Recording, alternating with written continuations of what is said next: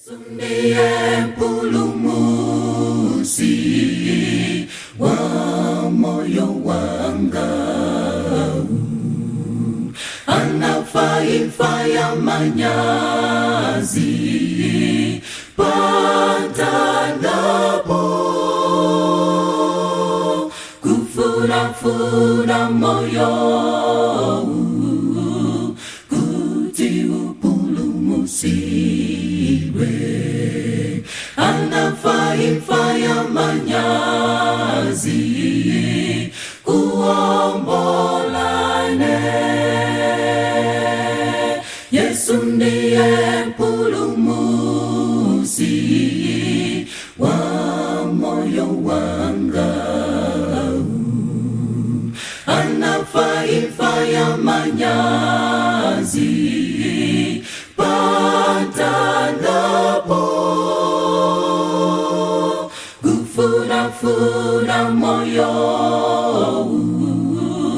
kuti upulumusiwe, anafaifa ya manyazi kuombolane.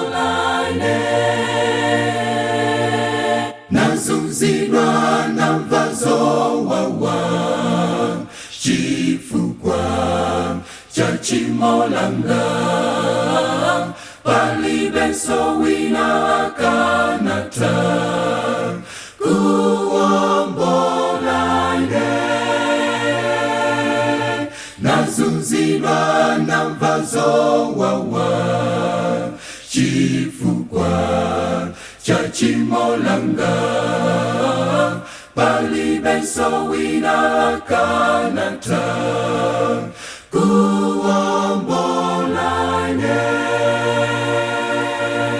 Ino ndi nthawi yabwino yotitilape machimo, poti Yesu akubwelanso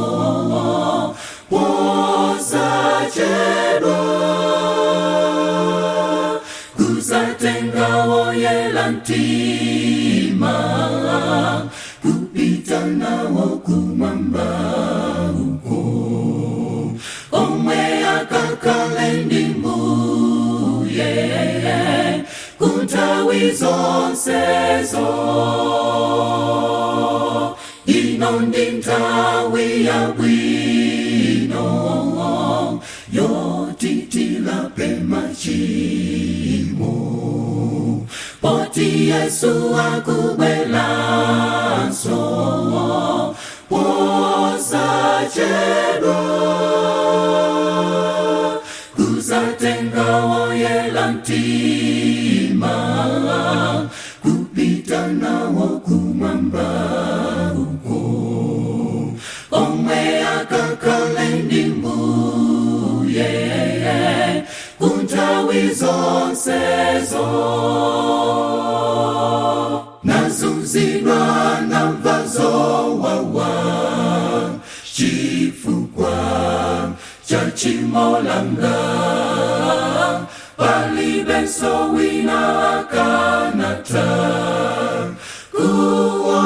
kuombolane. Nazunzirwa na mvazo wawa chifukwa cha chimo langa, palibenso wina akanata kuombolane. Palibenso wina akanata kuombolane. Palibenso wina akanata